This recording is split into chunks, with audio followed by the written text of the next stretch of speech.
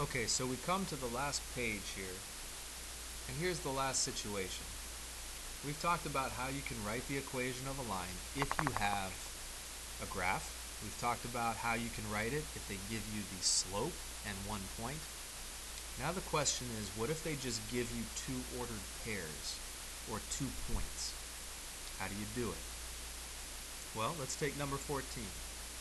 Negative 2 comma 4, 3 comma 7.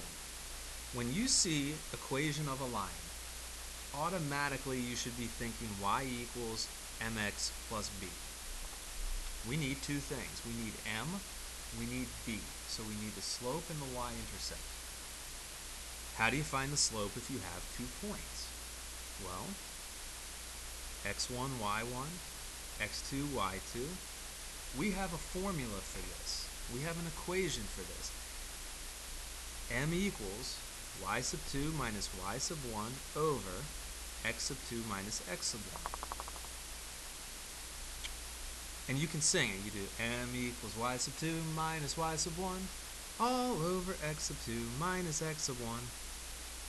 So what I do here, I'm going to put in my parentheses, and we're going to substitute the values. The y values, y sub 2 is 7, y sub 1 is 4, x sub 2 is 3, x sub 1 is negative 2. So we get 7 minus 4 is 3, and then minus a minus becomes both positive, so 3 plus 2 is 5. So we get m equals 3/5. There's the first part. So we can say y equals 3/5 x plus b. So we're halfway there. Now, we have to figure out the b value. Well, we need a number to substitute for x and a number to substitute for y. We need an ordered pair. In this problem, they actually give us two of them. They give us negative 2 comma 4. They give us 3 comma 7. You can choose either one of these, and you should get the same answer, because they're both on the same line, so they should both make it true. I usually go with the lower points, or the points that I think are smaller. I'm going to take negative 2 comma 4. So on the side here, I'm using negative 2, 4, x comma y. X is negative 2, y is 4. So now we're going to substitute 4 for y, 3/5 times x, which was negative 2, plus b.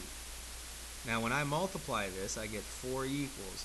I do 3 times negative 2, which is negative 6, divided by 5, so it's a fraction, plus b. That's a negative fraction.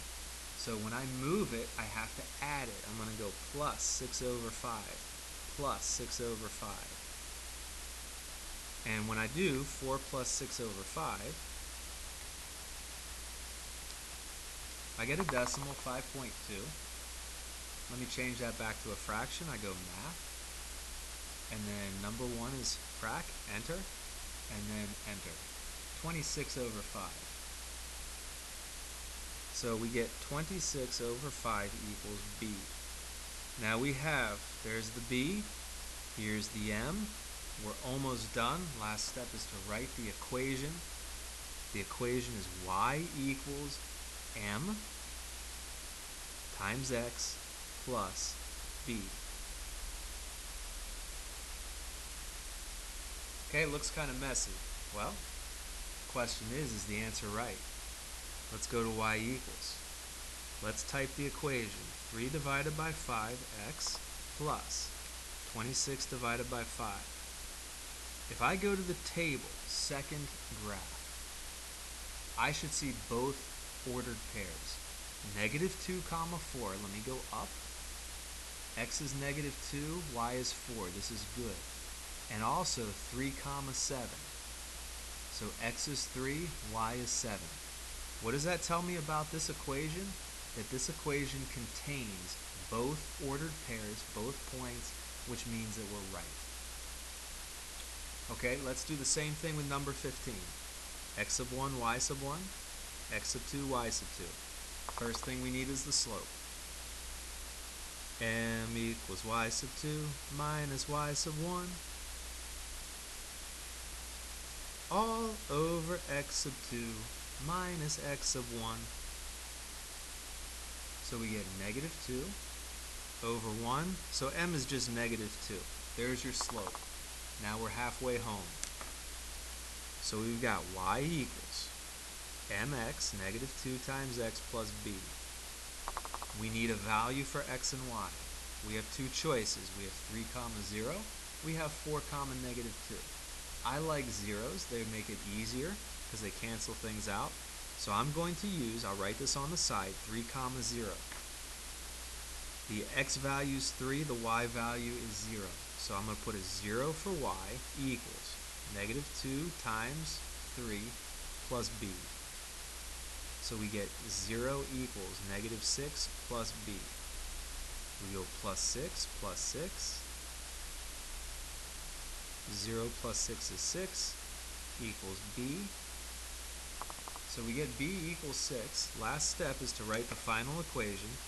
Y equals m, which was negative 2, times x, plus b, which was 6.